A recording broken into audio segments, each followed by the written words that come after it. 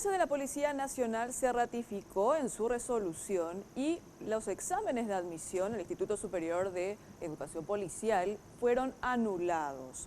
Van a cambiar la forma de calificación de las pruebas físicas por pedido de la Defensoría del Pueblo y los exámenes comenzarán la próxima semana. Laura Penayo tiene más detalles. Adelante, Laura, te escuchamos.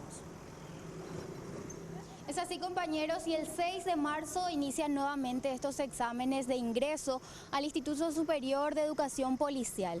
Hubo una modificación en cuanto a la forma en que se califican los exámenes físicos. Ahora ya no serán por puntaje, sino que se dividirán por apto y no apto. Esto luego de una propuesta de la Defensoría del Pueblo. Nosotros hablamos con el subcomandante de la Policía Nacional, Luis Carlos Rojas, que nos hablaba acerca de esta decisión de ratificar la resolución que anulaba los exámenes tras descubrirse caso de fraudes y también acerca del cambio en estas pruebas físicas. Escuchemos lo que dice.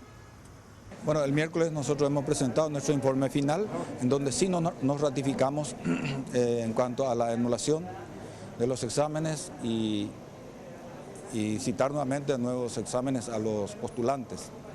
Comienzan el día lunes 6 en la parte de educación física, que va a ser una evaluación estática, quiere decir que la parte dinámica o los trotes y otros están aprobados por ellos.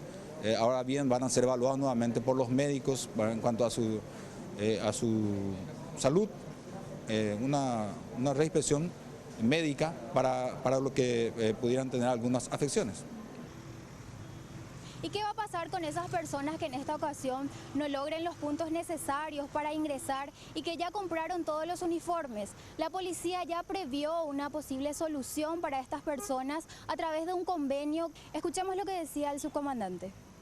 Bueno, la entidad binacional Yacyretá, a través del convenio que tiene con la institución policial, ha anunciado que va a adquirir a aquellas personas que no ingresen en esta oportunidad y que ya han comprado algunos uniformes.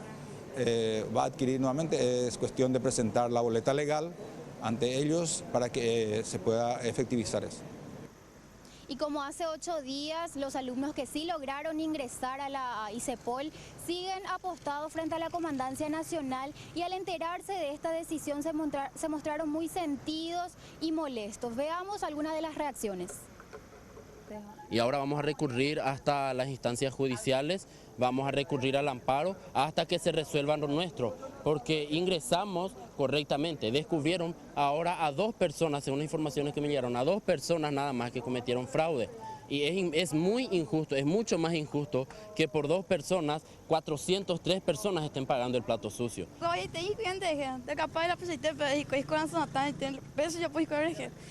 Una semana ahora y peso ahora con da ya.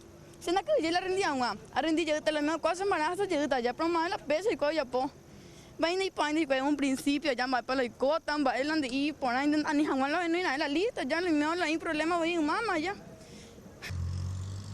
Y 8 personas quedaron inhabilitadas para volver a tomar estas pruebas. 6 por contar con tatuajes en el cuerpo y 2 por realizar fraudes en los exámenes. En total, 1.306 personas deben volver a rendir en el colegio policial y 734 personas en la academia policial. Esto es todo lo que tenemos para informar desde aquí, compañeros. Volvemos a estudios.